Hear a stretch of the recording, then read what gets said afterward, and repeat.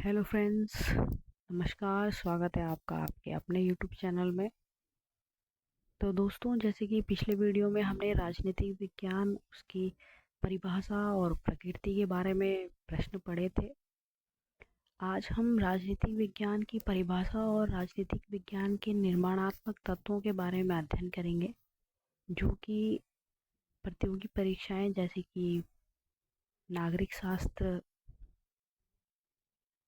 TGT, नागरिक शास्त्र PGT और अन्य प्रतियोगी परीक्षाएं जैसे नेट, जेआरएफ, सेट, अनेक प्रतियोगी परीक्षाओं के दृष्टि से बहुत ही महत्वपूर्ण है।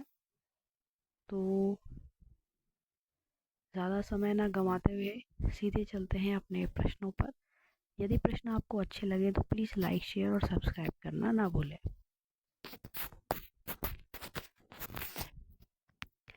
प्रश्न है,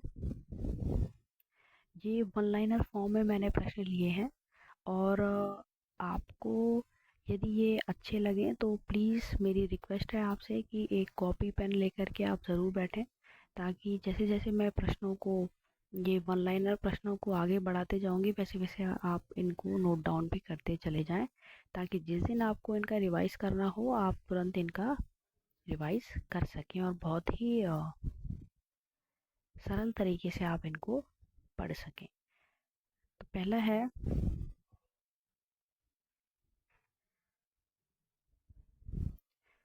फर्स्ट, द मॉडर्न स्टेट पुस्तक के लेखक हैं। द मॉडर्न स्टेट पुस्तक के लेखक हैं, तो इसका राइट आंसर है मैकाइवर। ठीक है, द मॉडर्न स्टेट किसने लिखी थी? मैकाइवर ने।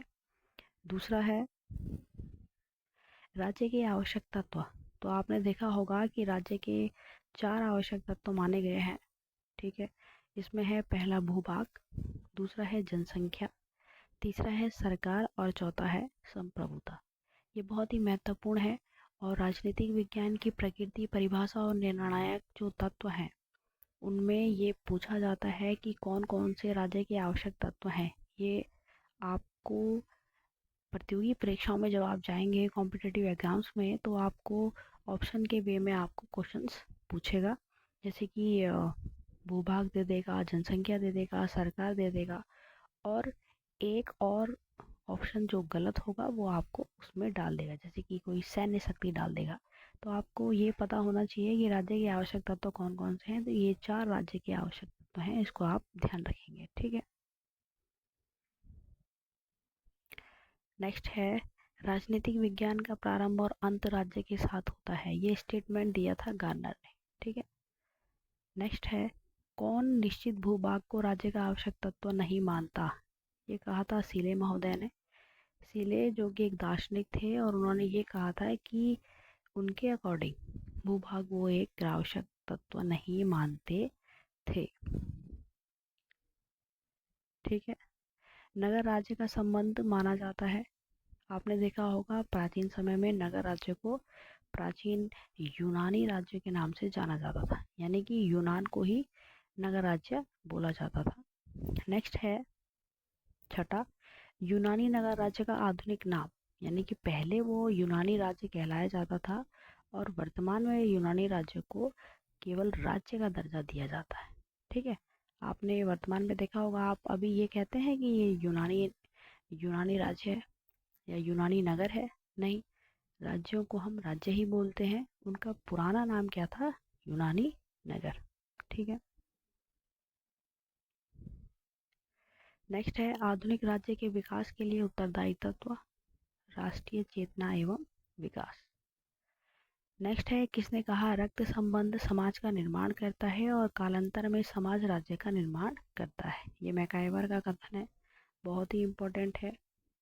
जहाँ पर भी रक्त संबंध आएगा वहाँ पर आपको मैकाइवर लगा देना है। नेक्स्ट है, एक लोक कल्याणकारी राज्य को किस कार्य से बचना चाहिए? जनमत दबाने से। नेक्स्ट है, राज्य एक संपूर्ण समुदाय है। आपने देखा होगा कि अरस्तु एक आदर्शवादी दार्शनिक रहे हैं। राज्य के बारे में इन्होंने बहुत सारी बातें करी हैं जिसमें उन्होंने एक बात पर बल दिया था कि जो राज्य है, जो मनुष्य हैं, वो राज्य के बाद आता है, यानी कि राज्य सर्वोपरि है। ठीक है।